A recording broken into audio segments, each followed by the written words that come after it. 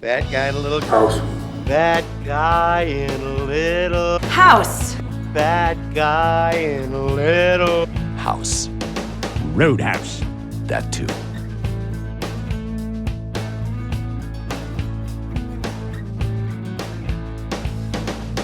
Welcome to the Fat Guy with the Tiny House channel. I'm Nick, and what are we doing here? Well, this is a channel dedicated to my and my fiance's journey to live in a tiny house on some land that we bought. There is a house here, but it needs extensive repair that we don't have time to do before our lease is up. So we're going to put up a shed shell right over there, and you're going to watch me, somebody with exactly zero contracting, plumbing, and electrical experience, get this together and certified by the county. So this will be fun. And then, the homesteading journey begins after that. Now, since the house isn't here, I wanted to kick it off with our first little DIY project. And we're talking rainwater collection. Now, eventually, this is something I'm going to want to do with the tiny house and big IBC totes. For now, we're using the existing house and gutters and a rainwater barrel that we bought at Tractor Supply. So, follow along with the fun. All right, now keep in mind this is a very basic setup, okay? You've got, in this case, I used 2-inch pipe here with a T, which is gonna go out to 1.25 inches, excuse me, down to a reducer, down to 3-inch for the first flush, down to a street elbow, which takes a coupling, and then it'll take a plug to flush it. Now, this is taller than it needs to be for the barrel that we're using, but eventually it's gonna feed a larger system. So for now, I'm just gonna do an elbow into an elbow, and then we can always change it out later. Always dry fit this stuff before you cement it, on the off chance you get something wrong, or in my case, in the very good chance that I get something wrong. We're moving along. All right, now the pieces are dry fit. It's time to prime them and cement them.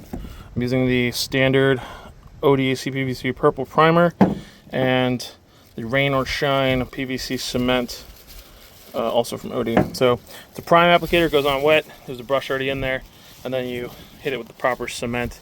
So next time you see all of these pieces, they will be joined together in some way, shape, or form. So the first section is together. If you're saying, wow, that's a messy job for somebody who knows how to work with PVC, well, you'd be wrong, because I don't know how to work with PVC. This is my first time. So, but yeah. So that's together. These joints to the bottom of the flusher together. This is where that end cap will sit. And then they're going to get mounted to the 3-inch pipe and then secured temporarily to the turkey vulture. Secured temporarily to the side of the house. And we're just going to kind of bend the gutter to feed in there after we cut it a little bit.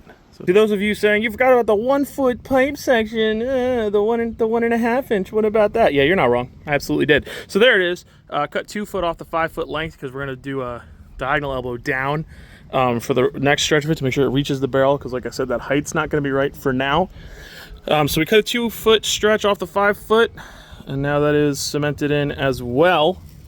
And then we'll connect everything together, and then we'll strap it to the house. I know what I'm doing. I don't, but I'm learning.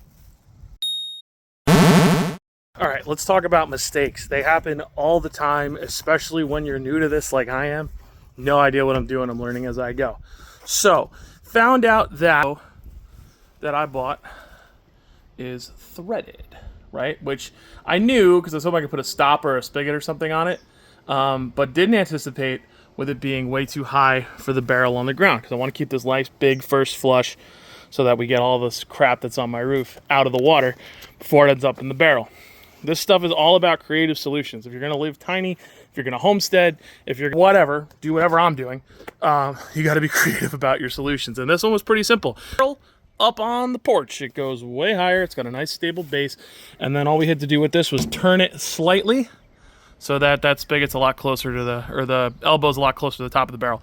What I'm probably going to do is figure out how best to secure this first before I come back to y'all. But that's what we're doing. And I think it's probably actually going to work out pretty decently. Those are famous last words, aren't they? Yeah, they are. All right. Well, we'll be right back. So we've cut the gutter a little bit above the sleeve and did that. Now, I'm going to see if it'll form to that. If not, we'll cut it differently and bend it into the pipe. But for now, we did that. We were able to turn this way, and then hopefully we'll be able to secure it to this post. But we saved the extra gutter just in case.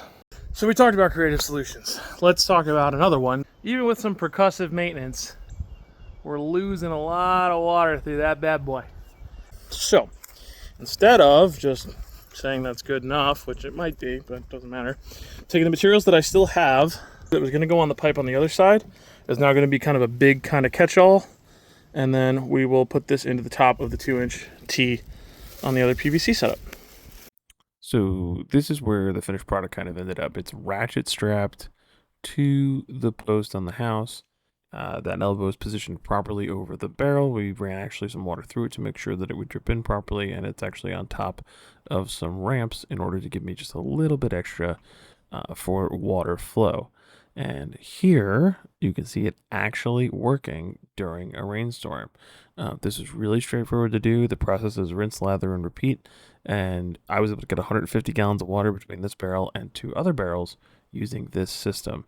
And stay tuned for the next video on the rainwater system, which will eventually be on the tiny house. It's going to be a lot bigger scale, a lot more collected. It's going to be super cool. That concludes this inaugural video of the Fat Guy in a Little House channel. Please hit subscribe so you can follow along my journey to learn how to do this stuff in real time. And remember, you can just do shit. It's fantastic. So looking forward to seeing you guys in the next video.